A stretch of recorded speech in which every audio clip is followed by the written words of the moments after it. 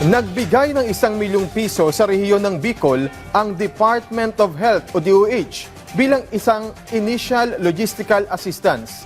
Kabilang sa mabibigyan ng ayuda ang lalawigan ng Catanduanes na lubang naapektuhan ng Super Typhoon Pepito noong nakaraang linggo, ayon sa report ng Philippine News Agency.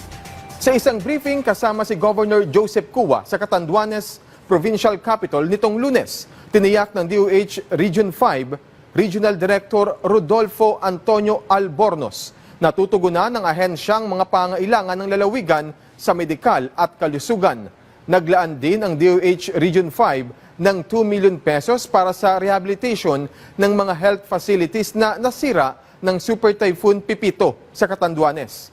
Patuloy ang DOH Bicol sa pagbibigay ng mga serbisyong medikal at mga produktong pangkalusugan bilang bahagi ng kanilang pagtugon sa Super Typhoon.